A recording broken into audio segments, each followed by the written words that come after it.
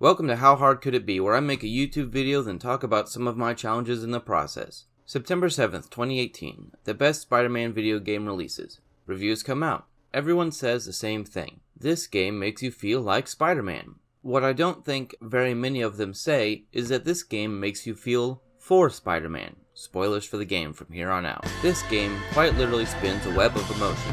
I'm not using that phrase as a joke, but as a basis for how the interactions are created, for the way the characters are used in the narrative. What you may or may not know is that when a spider spins a web, it is based off of anchor lines, a framework that is used to build the web around. For this game, that framework is made up of all the characters. The first thread of silk between 2 points is Spider-Man himself. After all, without him, there would be no narrative. There would be no story. He is the one that connects everything together.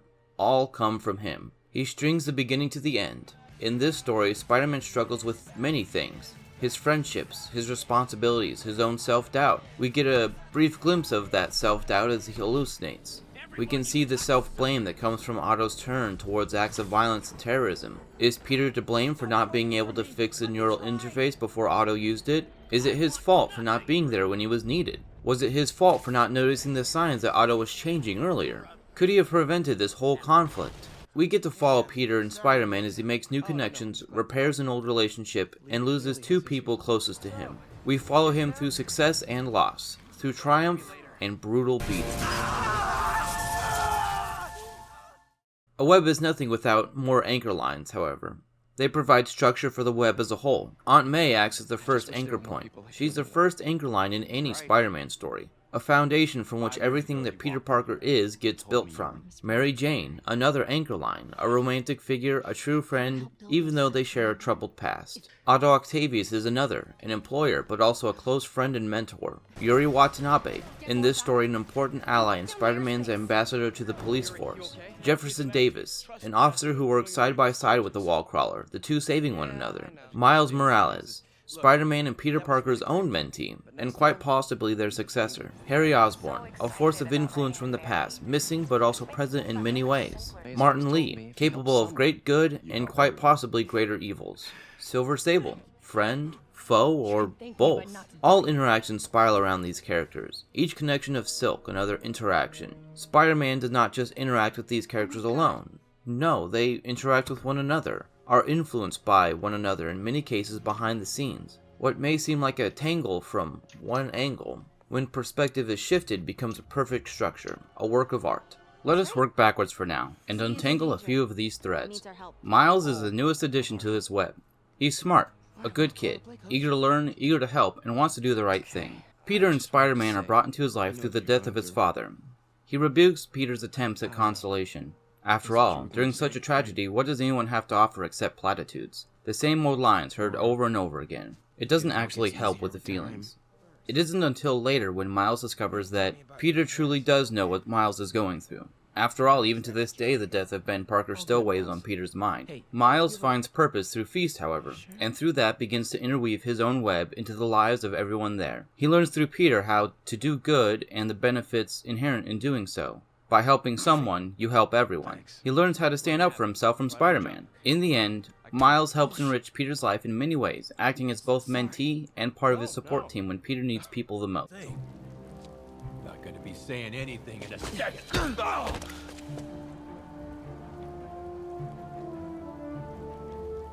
Whoa. You want a taste? Nah, I'm good, kid.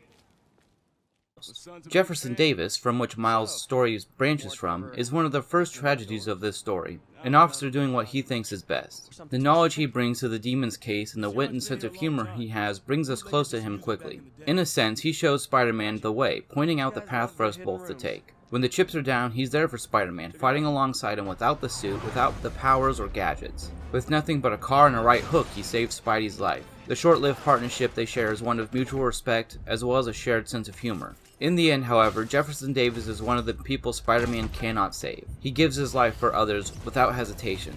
This is something else he shares with Peter, with Spider-Man. His vigilance in crisis possibly saved others, at great sacrifice to himself, and most definitely his family. Hey, you got this, Dad. I mean, come on, you saved Spider-Man. I'm pretty sure that makes you an official superhero. A superhero. Mary Jane, From the very start, it's clear they share a past, a complicated one. This is a strong anchor line. Whether their interactions are through the phone or physical, either as Peter Parker or Spider-Man, they both care for one another deeply. Even when they fight, it's never for long, and while their conflicts may be ingrained, they work through them. They come together as a team, as partners, and through that they build a much stronger bond of trust. Peter goes from admonishing MJ for putting herself in danger to supporting her up close, and then to literally catching her out of the air. It's no wonder that, by the end of the game, they come back together stronger than ever as a couple. The chicken curry probably helps. Mary Jane's ability to read through Peter and his problems allow her to be someone that he can lean on in times of personal crisis. While she may not save Spider-Man's life the way that many other characters do, she saves Peter in other ways, staying by his side, helping him in his time of conflict, and never backing down from doing her part. I never stopped wanting to. Me neither.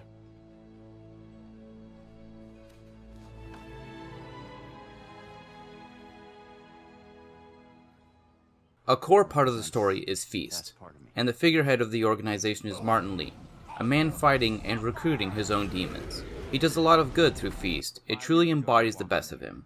Through it, he helps the community and so many individuals who need help in a hospitality. Without it, many of these people would be hopeless. But Martin Lee also hides a secret, a dark side, a well of negativity that can corrupt others through a simple touch, inflicted through hate, rage, and ultimately revenge. It's no wonder that he is the impetus for Otto's own eventual corruption. Martin Lee shows our inability to move past trauma, to harbor grudges eternally, and our willingness to embrace spite. It was an accident. I was trying to help. You don't help people. You use them.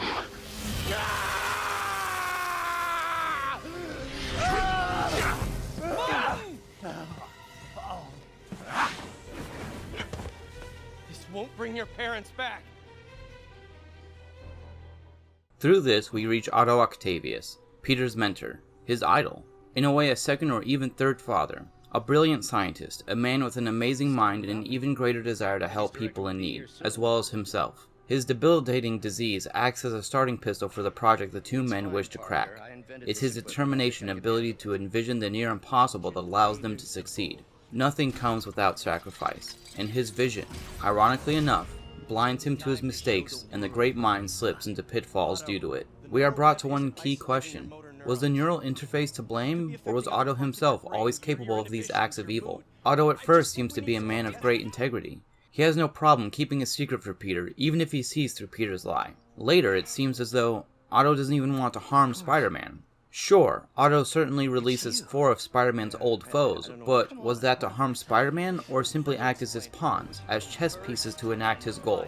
After all, they had Spider-Man dead to rights, and yet Otto didn't allow them to finish the task. Did some part of Otto want Spider-Man to stop him, or was it an act of pure hubris? I guess we'll never know the true motives of why Octavius didn't finish off the wall crawler when he had the chance.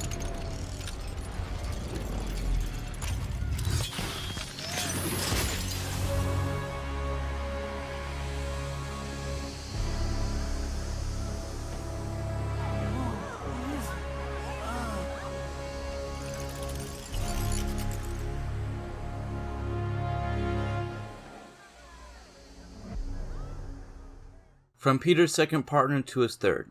While the two don't share many actual scenes with one another, Yuri Watanabe is still an important part of the story. After a spider finishes the frames, the anchor lines, and all the various spokes, they start an initial spiral to act as a guide and to stabilize the whole web. The character that does that the most in this story is Yuri.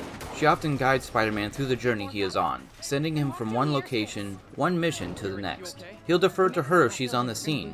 She's not just a quest giver, however. They have a give and take with their humor. Spider-Cop, of course, being the most infamous example of the two going back and forth. So while the calls and interactions are often brief, they're still full of character, humor, and able to link the story together so well.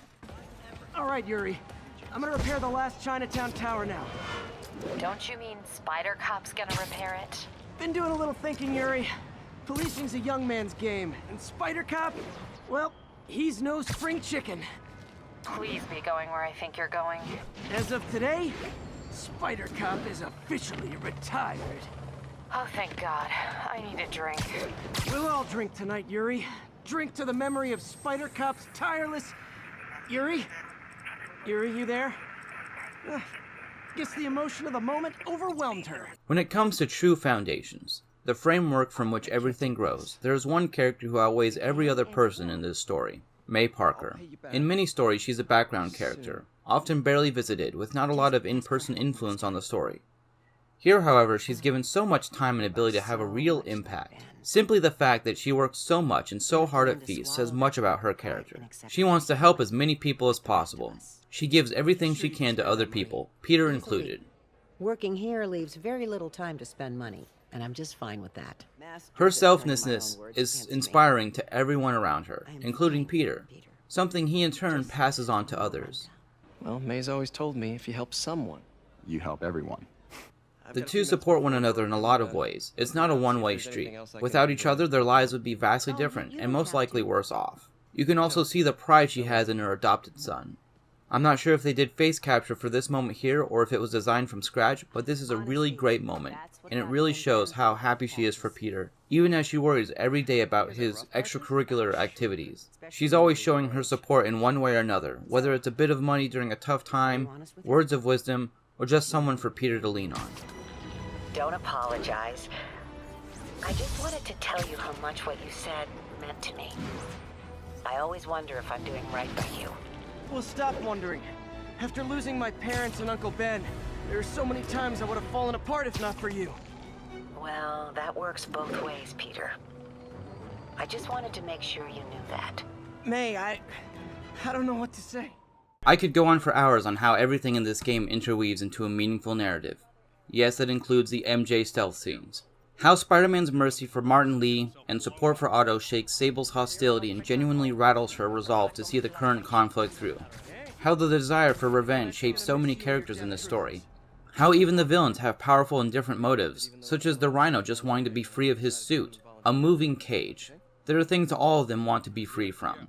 Instead, I just want to take a moment to talk about a couple of crucial moments. They are both at the end of the story. This game ends with one of the strongest emotional climaxes I've ever experienced in any medium. It has not just one, but two. again, it's like poetry, so if they rhyme. These two moments mirror one another and show how the characters affect Spider-Man, and what they do with their personal reveals shows so much about their characters. The differences between their internal motives and who they are in their core. Otto and May both know about Peter Parker's double life. These two scenes are heartbreaking in different ways, but the reveals play out in almost the same way. Such a disappointment. Parker.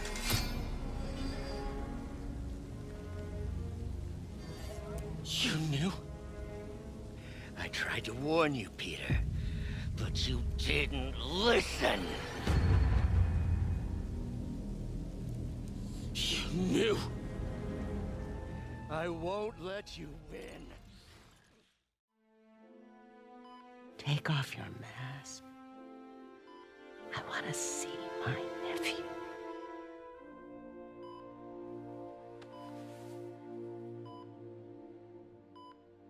You knew? I've known for a while. I never wanted you to worry. I did. And I am so proud of you. And Ben would be too. All the people you've saved. They might be in danger.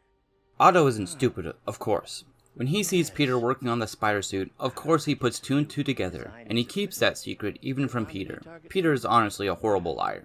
Does he hold this secret close to his chest out of good intentions? Maybe at first. Later though, he uses it in an attempt to manipulate Peter, his personality warped due to the neural interface. Was this always his intention though? To hold the secret in order to use it later, holding Spider-Man's identity hostage? This reflects on Otto in so many ways. First, his good nature, but also his intellect and willingness to use complicated motives to manipulate others and use them to his advantage. Unfortunately, he doesn't expect Peter's own integrity to counter his manipulation. Peter forces Dr. Octavius to face the consequences of his actions.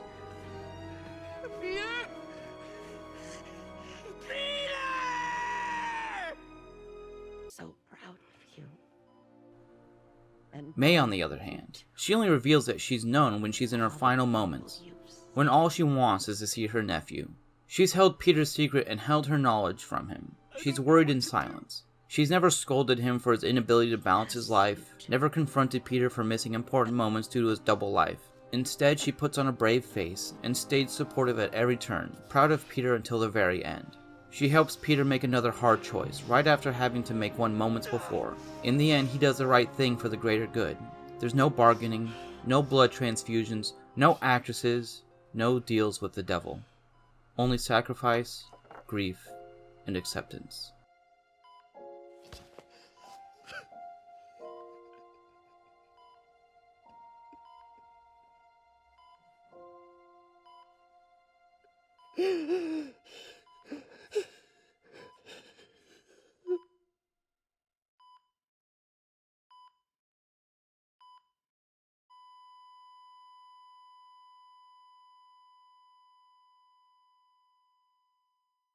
This is how Insomniac was able to spin a web of emotion to catch us in, through having us interact with these characters regularly. They put us not only in Spider-Man's shoes, but Peter Parker's, Miles's, and MJ's. They allowed for relationships to build naturally while simultaneously revealing the past of characters and their shared stories. They combined meaningful dialogue, fantastic voice acting, and high stakes to weave a story with an emotional impact. So thank you, Insomniac, for making this game, for making a great experience, and for doing all you have for the community around it. Thank you for the free Spider-Man suits. Thank you for not sinking to the levels that other developers and publishers have. If any of you see this love letter to your game, I look forward to whatever you do next, whether it's another Spider-Man game or something else entirely. And scene. What a doozy of a video. Let's get into those challenges, eh? I had a heck of a time replaying this game. Not because it's a hard game to play, no, I love it. It's just, look at my map, guys. Look at all those unfinished tasks. I had to concentrate as hard as I could on only doing what was necessary, otherwise I'd release this video into the middle of Spooky Month, and I can't have that. I also probably wound up missing a few clips I would have wanted throughout this whole process. I could probably find better tools, but this is what I'm working with.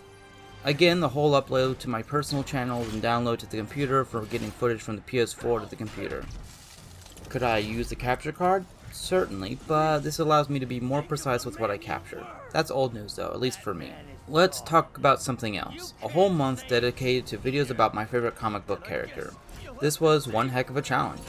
I had it all planned out, but things got a little out of hand with my rewrite of the Spider-Man 3 and 4 scripts. Along with that, I developed a few more ideas. So will there be a Spider-Month 2? Probably.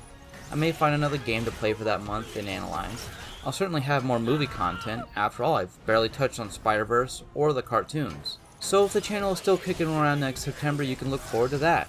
If you've gotten this far, I'd like to see you around again, so dodge some bullets, web throw debris, lay some web trip mines, tangle up the good doctor, and cry like I did at the end of this game.